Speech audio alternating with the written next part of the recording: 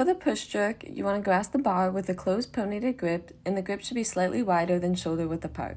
The feet should be shoulder width apart as well. There are 5 phases: the starting position, dip, drive, catch, and recovery position. In the dip phase, you want to flex the hips and knees at a controlled speed to move the bar in a downward path. Continue the dip to a depth not to exceed more than a quarter of a squat.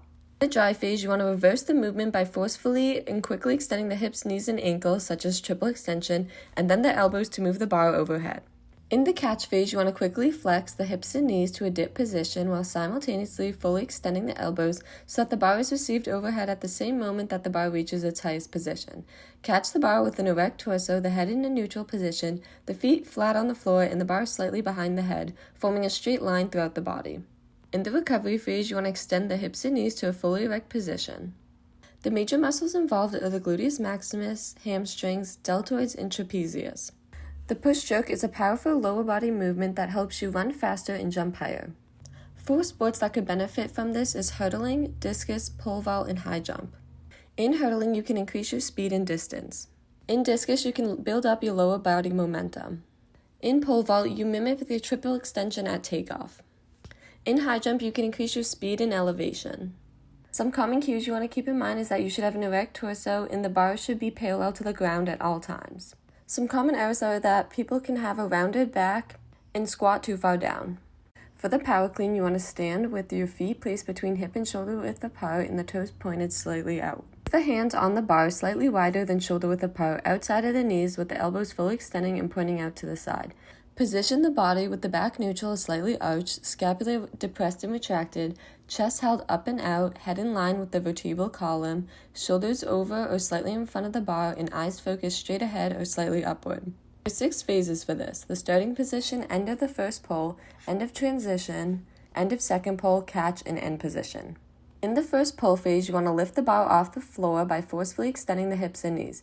Keep the torso to floor angle constant. Maintain a neutral spine position, keep the elbows fully extended, pointing out to the side, and the shoulders over or slightly ahead of the bar. As the bar is raised, keep it as close to the shins as possible. In the transition phase, as the bar rises just above the knees, thrust the hips forward and slightly flex the knees to move the thighs against and the knees under the bar. Keep the back neutral or slightly arched and the elbows fully extended and pointing out to the sides. This phase is similar to a Romanian deadlift. In the second pole, rapidly extend the hips, knees, and ankles, so triple extension, and keep the bar as close to the body as possible. Keep the back neutral and the elbows pointing out to the sides. Keep the shoulders over the bar and elbows extended as long as possible. When the lower body joints reach full extension, rapidly shrug the shoulders upward with the elbows still fully extending and pointing to the sides. As the shoulders reach their highest elevation, flex the elbows to begin pulling the body under the bar. Due to this explosive nature of this phase, the torso is erect or slightly hyperextended. The head is tilted slightly back and the feet may lose contact with the floor. In the catch phase, after the lower body is fully extended, pull the body under the bar and rotate the arms around and under the bar. Simultaneously flex the hips and knees to a quarter squat position. Once the arms are under the bar, lift the elbows to a position the upper arms are parallel to the floor. Rack the bar across the front of the clavicles and anterior deltoids. Catch the bar with a nearly erect torso. The shoulders should be slightly ahead of the hips, a neutral head position, and the feet are flat. After gaining control and balance, stand up by extending the hips and knees to a fully erect position. The muscles involved with this movement is the gluteus maximus, hamstrings, deltoids, and trapezius. Power cleans are a major shoulder exercise. They work your lower and upper back as well as your traps.